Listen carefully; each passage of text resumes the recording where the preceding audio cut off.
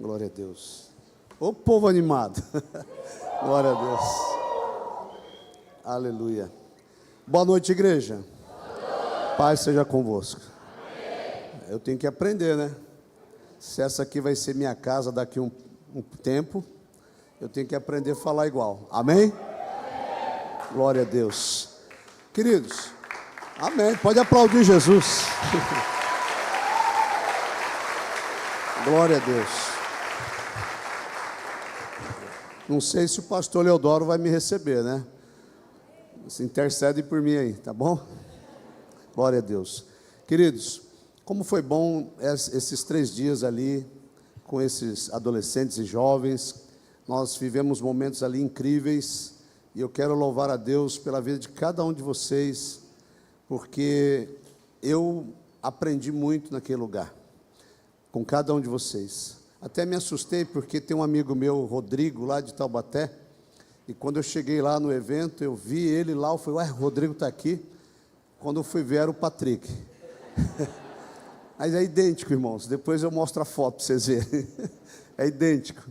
E foi uma bênção conhecer todos vocês ali, muito bom. Eu queria ensaiar um grito com vocês aqui, amém? Vamos estremecer esse lugar aqui, amém? Você vai dizer assim: Jesus, eu te amo 3 vezes, amém? Combinado? Então nós vamos aumentar isso aí, vai. 1, 2, 3. Jesus, eu te amo. Jesus, eu te amo. Jesus, eu te amo. Aplauda o nome dele.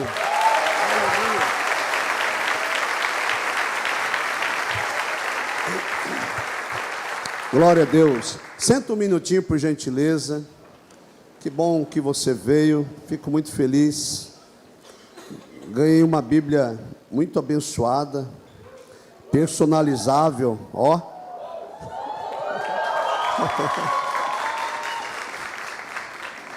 O tio Carlinho não é fraco, não. Glória a Deus. Queridos, eu quero trazer uma palavra ao coração de vocês. Eu não sei se você está esperando algo de Deus, da parte de Deus, há muito tempo. Mas o tema dessa mensagem é o fim de uma espera. Amém? Eu tenho certeza que a palavra de Deus, que é viva e eficaz, ela não voltará vazia. Ela vai alcançar aí o teu coração, em nome de Jesus. Pastor Sandro, Deus te abençoe, prazer rever os pastores aqui, pastor Cícero, pastora Ali, todos os pastores da casa, que Deus abençoe em nome de Jesus. Abra sua Bíblia comigo, nós vamos ler 2 textos, tá bom? Nós vamos ler primeiro Isaías capítulo 35, e o versículo de número 5, e depois nós vamos lá para Marcos capítulo 10, tá? Então primeiro eu quero ler Isaías capítulo 35, no versículo de número 5, e depois nós vamos ler em Marcos 10. Então Isaías 35, no versículo 5, diz assim: então se abrirão os olhos dos cegos, e se destaparão os ouvidos dos surdos. Eu vou ler novamente. Então se abrirão os olhos dos cegos, e se destaparão os ouvidos dos surdos. Agora vai lá para Marcos capítulo 10, versículo 46, diz assim: e depois foram para Jericó, e saindo ele de Jericó com seus discípulos, e uma grande multidão, Bartimeu, o cego, filho de Timeu, estava sentado junto ao caminho mendigando, e ouvindo que era Jesus de Nazaré, começou a clamar e a dizer: Jesus, filho de Davi, tem misericórdia de mim. E muitos o repreendiam para que se calasse, mas ele clamava cada vez mais: Filho de Davi, tem misericórdia de mim. E Jesus, parando, disse que o chamassem. E chamaram o cego, dizendo-lhe: tem bom ânimo, levanta-te, que ele te chama. E ele, lançando de si a capa, levantou-se e foi ter com Jesus. E Jesus, falando, disse-lhe: que queres que te faça? E o cego lhe disse: mestre, que eu tenha vista. E Jesus lhe disse: vai, a tua fé te salvou. E logo viu e seguiu a Jesus pelo caminho.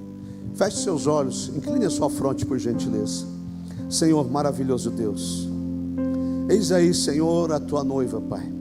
Eis aí a tua casa, a tua igreja, teu povo, teus filhos e filhas. Eis aqui a tua palavra, Senhor. Pai querido, e eis aqui a minha vida. Que o Senhor, ó Pai, coloque em meu coração todo o teu querer e deposita nele toda a tua vontade.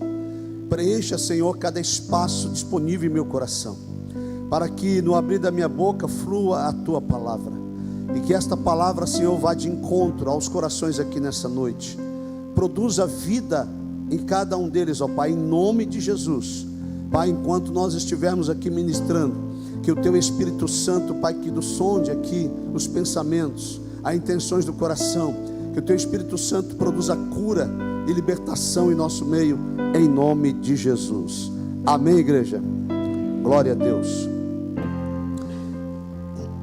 Enquanto por esse tempo a gente tem orado e buscado em Deus uma palavra, eu pedi ao Senhor algo que viesse de encontro. A minha oração sempre é a seguinte: eu digo para Deus, eu não sei quem estará lá, eu não sei o que eles precisam ouvir, mas o Senhor sabe. E eu peço para que Deus então me dê uma palavra que ela alcance coração de vidas. Talvez não vá para todos, não sirvam para todos, mas eu tenho certeza que uma boa parte receberá essa palavra. Quando eu li aqui Isaías 35, versículo 5, e associando ao texto em Marcos 10, você vai entender por que eu fiz essa ligação. Para que você entenda, eu vou falar um pouquinho dessa Jericó. Quando nós lemos Marcos capítulo 10, versículo 46, a Bíblia diz que Jesus está entrando em Jericó e está saindo de Jericó. Quando eu estudava teologia com o meu mestre, o pastor Mauro Luiz, então a gente questionava esse ponto. Por que aparecia logo então em seguida Jesus entrando e saindo, ou saindo e entrando de Jericó? E aí a gente vai para a história entender cada ponto, cada detalhe disso. É porque essa Jericó aqui não é aquela mesma lá do tempo de Josué. Ela está bem próxima, bem do lado. Ou seja, essa Jericó antiga que foi destruída na época, quando os muros caíram, e logo em seguida Josué amaldiçoou no nome de Deus aquela cidade. Eu sei que a maioria de vocês sabem disso, conhecem a Bíblia, mas para ficar fixado isso no seu coração, a gente vai ler um pouco sobre isso, tá bom? Então abra a sua Bíblia, acompanhe no telão, na linguagem de hoje, Josué 6, 26.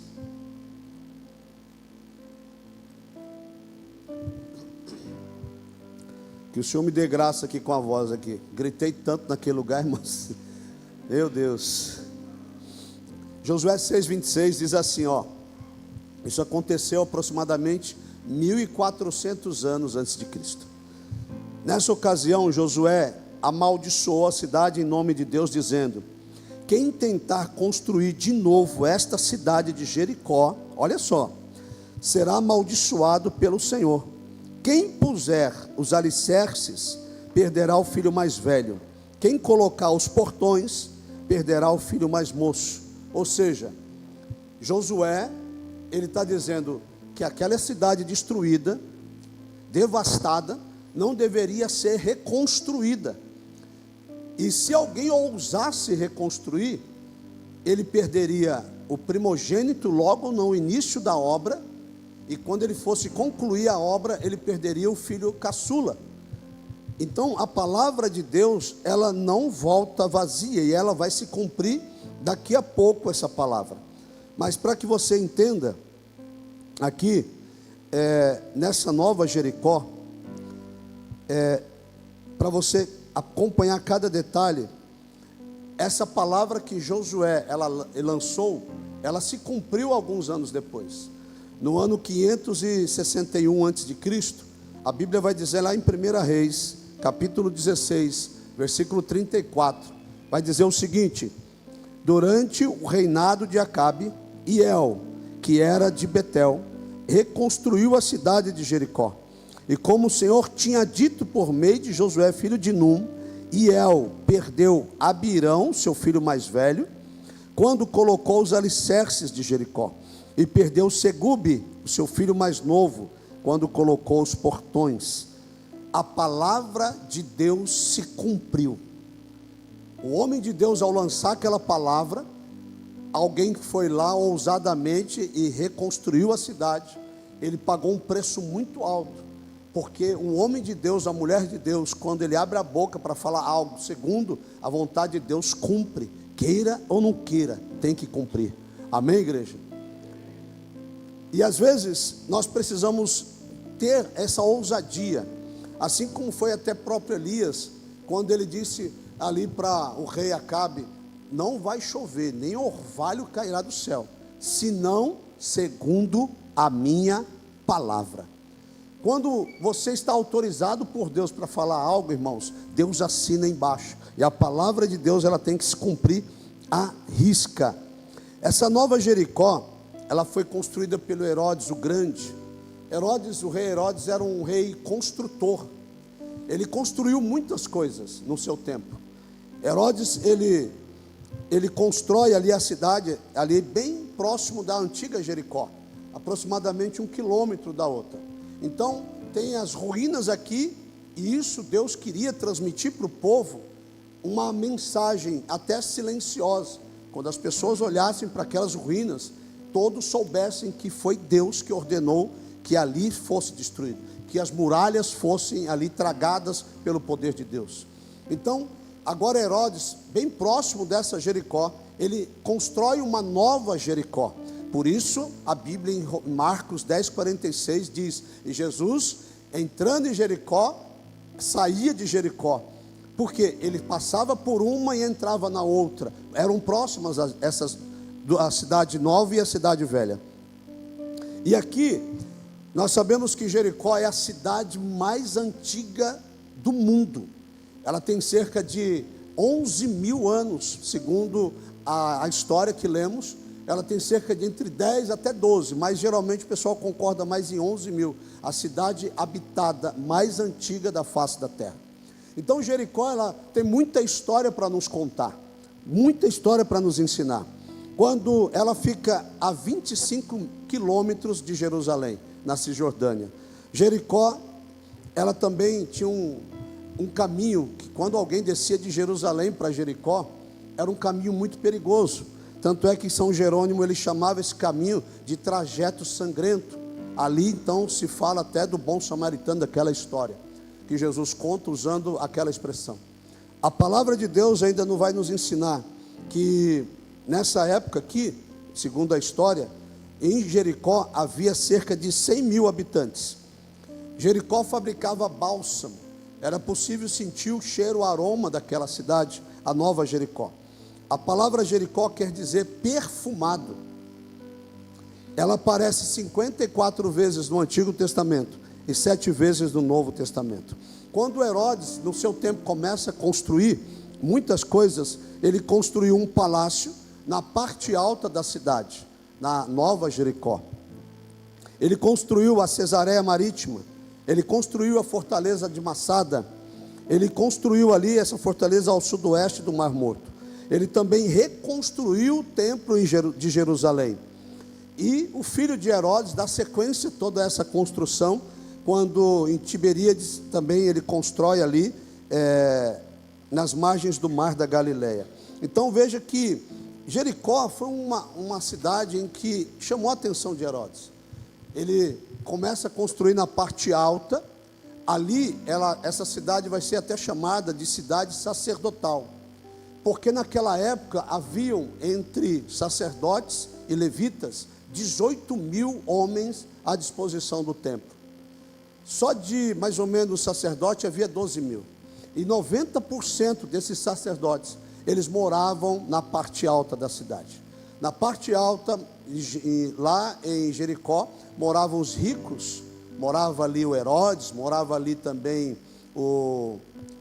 várias pessoas que a Bíblia vai nos ensinar sobre isso. Quando eles ali, fala também de Zaqueu, que era também um homem muito rico, que morava na Jericó alta. Na baixa moravam os pobres, pessoas de baixo recurso.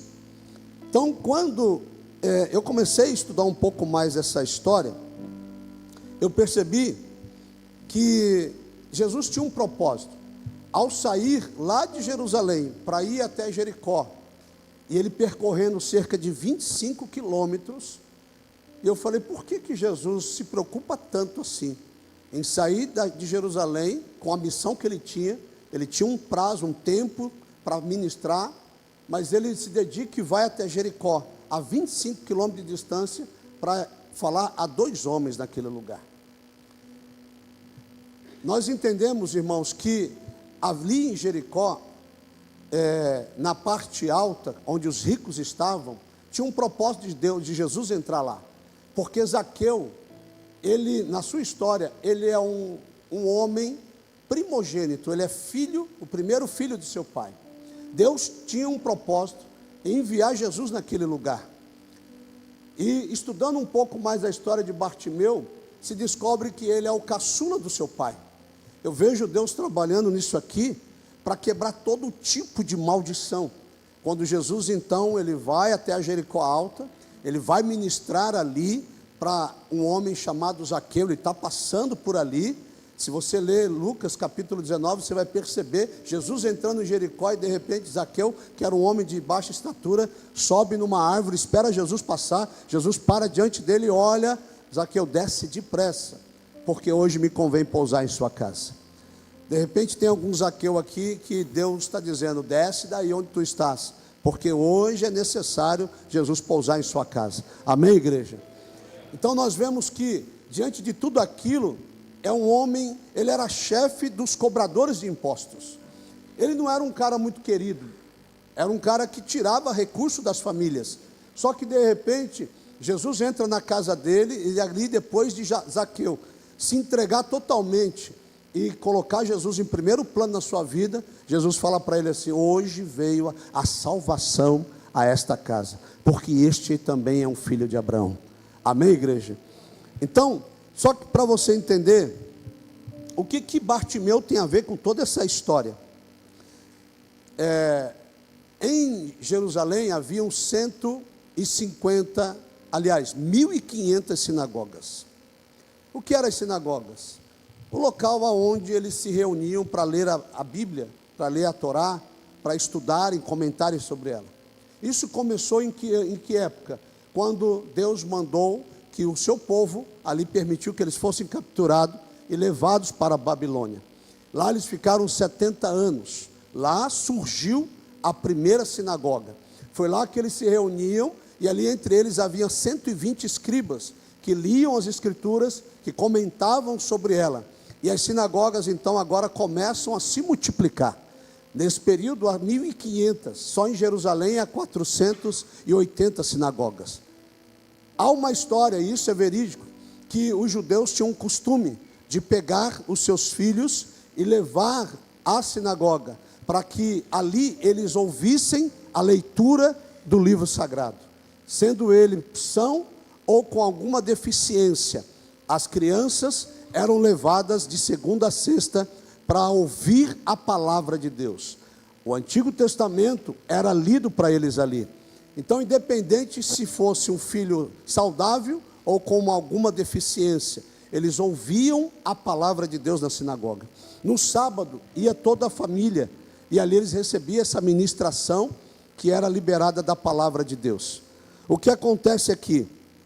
Que indo todos os dias, indo para a sinagoga, ouvir a palavra, aquilo que eles de tanto ouvir vai ficando registrado em nós, vai ficando memorizado em nós, aquilo vai sendo guardado em nosso coração, a palavra de Deus vai encontrando guarida em nosso coração.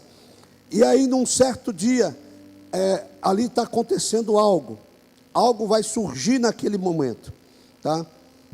A palavra é lida, as crianças estão aprendendo, estão crescendo, conhecendo as escrituras, e eu percebo, eu tenho alguns amigos que eles dedicam muito a leitura ao filho. Nós temos alguns amigos em São Paulo que eles levam as crianças para a escola dominical, eles compram bíblias na linguagem mais fácil delas entender, senta junto à roda da mesa e lê a palavra de Deus. E eu conheço crianças, irmãos, de 7 anos que conhecem mais Bíblia que muito adulto. Como é importante o pai cuidar. O Carlinho disse que hoje ele deu um puxãozinho de orelha aí nos pais aí, isso serve realmente para nós, amém? Porque nós temos uma responsabilidade sobre nossos filhos. E aqui existe esse homem chamado Bartimeu. Quando você vai buscar sobre a mensagem, você sabe que não existe esse nome, não é declarado aqui um nome para Bartimeu, porque a palavra Bar, você já sabe, quer dizer filho de alguém, e Timeu era o nome do pai. Então Bartimeu significava filho de Timeu. Isso acredito que todo mundo sabe. O que muitos não sabem é que Timeu fala de impureza. Timeu significa impuro. Ou seja, quando a gente fala que Bartimeu, aqui filho de Timeu, na realidade seria filho da impureza. Aqui o que acontece naquele período? Jerusalém, ela tinha ali algumas milhares de pessoas naquela época. Cerca de 150 mil pessoas naquela época. Só que nos períodos festivos, eu estou construindo essa história para você entender. No período festivo, chegava a ter 2 milhões de pessoas. 2 milhões de turistas passavam por ali. Então, era muito vantajoso um mendigo mendigar em Jerusalém. Se você estudar sobre a história, você vai saber que dentro dos muros de Jerusalém eram colocados 13 caixas coletoras. Porque para o judeu esmolar, para ele dar esmola, era um mérito, era muito bom para ele dar esmola. Ele se sentia abençoado. Então, quando Jerusalém recebia nas suas épocas festivas 2 milhões de turistas ali, as pessoas passavam e depositavam as suas esmolas ali. Vendo isso, Herodes, em conluio com o Sinédrio, ele percebeu que o mendigo ganhava muito. O mendigo lá tinha muito lucro, ele recebia muito dinheiro. Então eles começaram a cadastrar os mendigos, visando ter lucro com isso também. Surgiu a seguinte ideia: aqueles que se cadastrarem podem mendigar dentro da circunferência de Jerusalém. Aqueles que forem cadastrados podem receber as esmolas aqui dentro dos muros. Mas aqueles que não quiserem se cadastrar, têm que ficar a 25 quilômetros de distância de Jerusalém. Não poderão mendigar próximo à cidade. E aí então a gente vai entender por que Jesus anda tanto para chegar até Jericó. Quem estava ali recebia toda aquela oferta, toda aquela esmola, recebia muito. E Herodes, de olho nisso, começou a cobrar cerca de 20% de tudo que eles arrecadavam. Os mendigos que não queriam dar isso para Herodes, eles se rejeitavam. E aí então qual que era a ordem? Quem se cadastrar recebe uma capa branca e pode mendigar aqui, e a capa branca significava merecedor. Quem não se cadastrar é obrigatório usar uma capa preta e mendigar a 25 quilômetros de Jerusalém, e significava não merecedor. Eu estou contando essa história para você entender todo o contexto disso aí. Quando Jesus ele sobe a Jericó alta, ele fala a Zaqueu, ali ele quebra algo que vinha contra aquela família. Jesus ele sai dessa Jericó e entra na Jericó, que agora é a baixa. Quando ele está passando, ele se depara com Bartimeu sentado à beira do caminho mendigando. Só que Jesus ele vai passando, e a Bíblia diz que Bartimeu era cego, mas não surdo. Então ele ouve que era Jesus que estava passando por ali. Ele ouve, e quando ele ouve isso, ele começa a gritar: Jesus, filho de Davi. A palavra de Deus aqui vai deixar bem claro, quando você lê em Marcos, que ele ouve que quem passava ali era Jesus de Nazaré. E aí ele então começa a gritar: Jesus, filho de Davi, tem misericórdia de mim. As pessoas começam a repreendê-lo, as pessoas começam a dizer para ele ficar quieto, para ele se calar, para ele não gritar tanto. As pessoas começam a tentar impedir. E isso, Bartimeu traz algumas lições para nós. porque por mais que ele tinha sua deficiência, ele tinha convicção de quem é que passava por ali naquele momento. Ele não abria mão, ele não queria abrir mão daquela oportunidade. Então, quanto mais as pessoas vinham, sufocavam ele, não grite, não fale. A Bíblia diz que ele gritava mais alto ainda. Amém, igreja?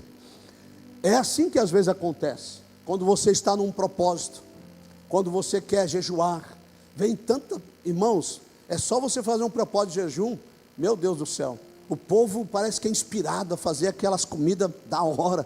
É tanto prato maravilhoso. Você vai visitar alguém, você olha para a mesa e a mesa está abençoada, né? Um dia até nós fomos orar numa casa, estava eu e mais 3 pastores, e aí tinha um dos pastores que estava em jejum, né? Aí a irmã falou assim: pastores, tem uma mesa preparada aqui para vocês, tal.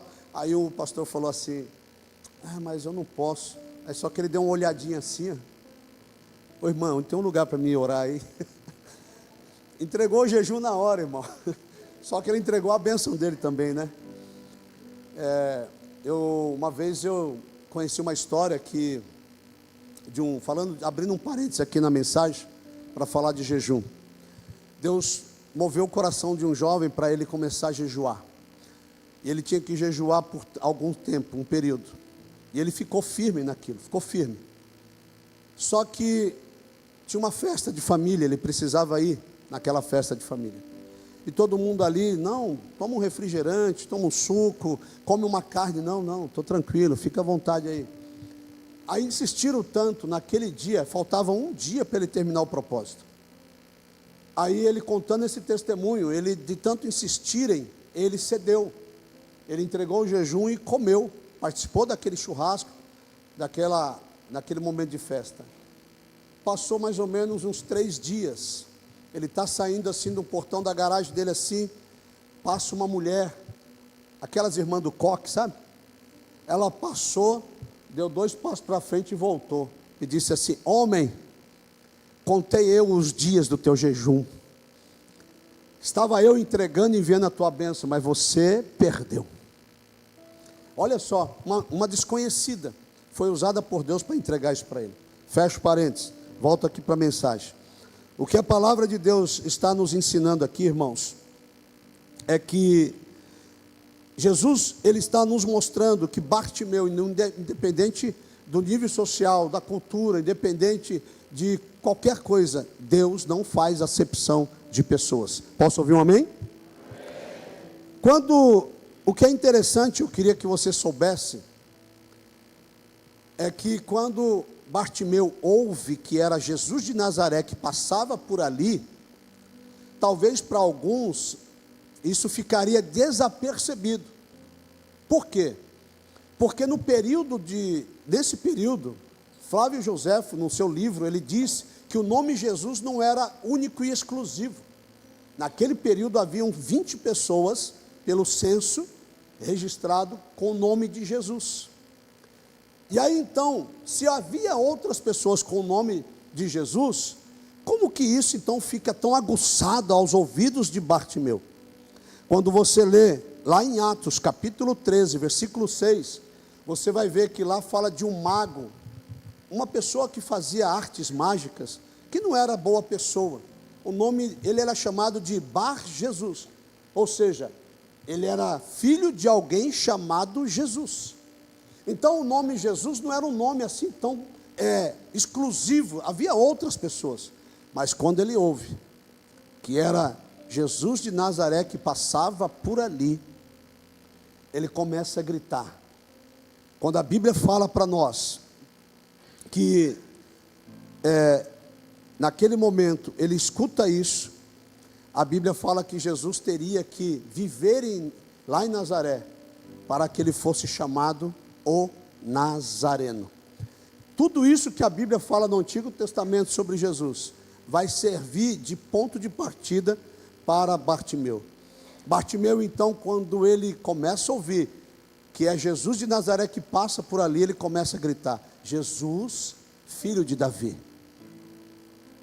Não era todos, nenhum outro tinha um Jesus, filho de Davi.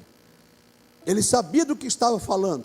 Jesus, filho de Davi, tem misericórdia de mim. A mente de Bartimeu, quando ele ouviu que era Jesus de Nazaré, viajou alguns anos atrás. Quando ele pequeno ainda, mesmo com deficiência nos seus olhos, ele era conduzido à sinagoga para ouvir a palavra de Deus. E de repente, Bartimeu, quando ouve isso, ele se lembra de Isaías capítulo 35, versículo 5.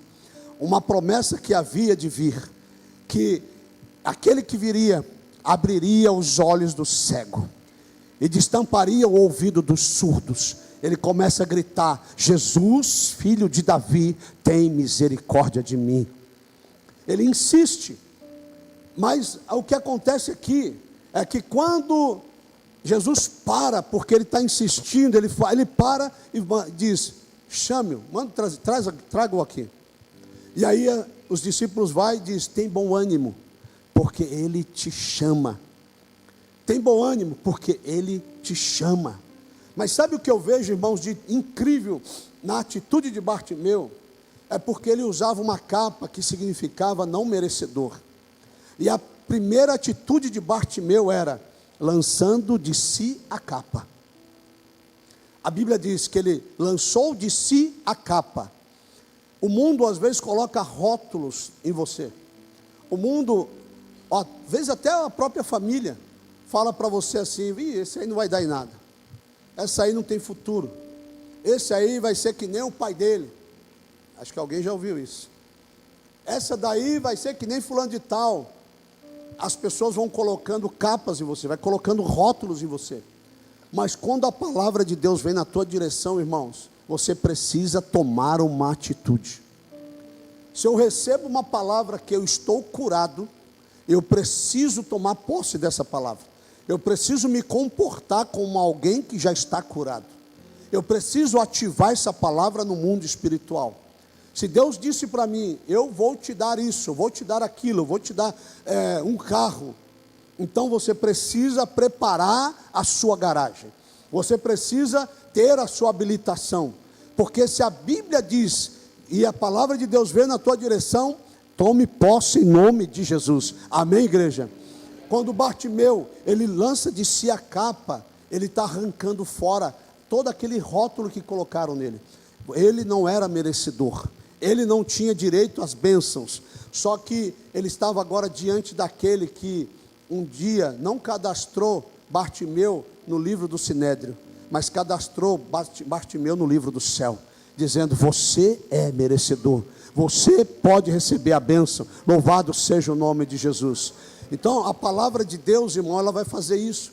Bartimeu, ele lança de si: eu preciso me levantar, eu preciso me comportar como aquele que realmente está tomando posse da palavra. Um dia, eu saí de casa para, não sei se eu já contei aqui, para trocar o veículo. Eu ia mudar ali do ABC de São Paulo para Taubaté na época, transferido pela empresa, e eu precisava de um veículo melhor, e aí eu precisava trocar esse veículo. Não sei se eu já contei, mas deve ter alguém que não ouviu, se eu contei. E naquele dia eu tinha participado de um culto em que o pastor lançou uma palavra, e eu tomei posse daquela palavra que o pastor lançou. Quando ele falava que Deus é o dono de todo ouro e toda prata, que Deus conhece o nosso coração e Ele sabe que se aquilo que a gente quer não vai roubar o espaço de Deus aqui, Ele concede. E aí então eu saí de casa pela manhã, eu ia trabalhar ainda, acho que era um sábado. Eu falei para minha esposa: eu estou indo comprar um veículo. Ela: qual veículo? Eu falei: esse modelo, dessa cor, assim, assim, assim. Ela olhou para mim e falou: como? Nós não temos dinheiro, né? Eu falei: a pregação de ontem falou que eu tenho. Aí ela pegou, deu aquele sorrisinho assim de canto de boca, sabe? Tipo assim, coitado, bateu a cabeça, deve estar passando mal, né?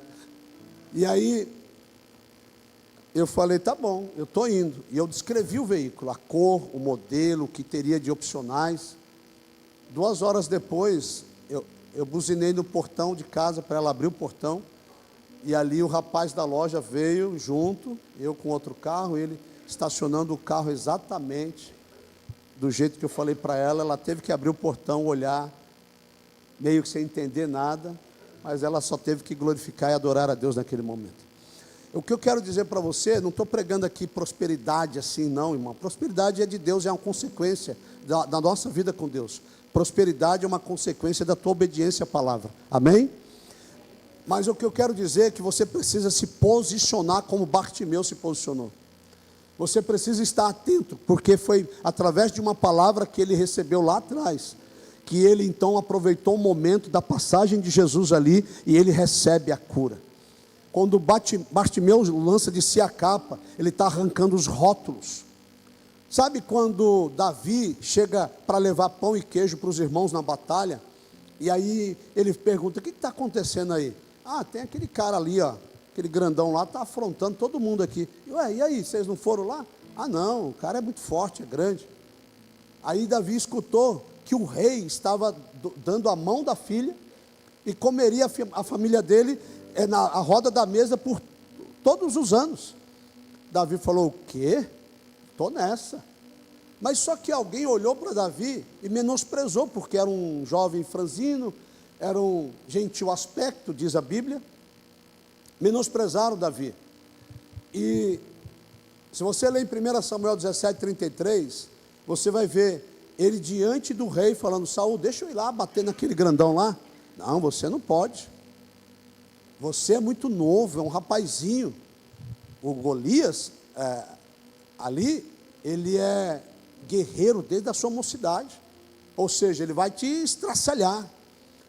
Só que Davi falou assim: não, ninguém viu, mas eu tenho experiência.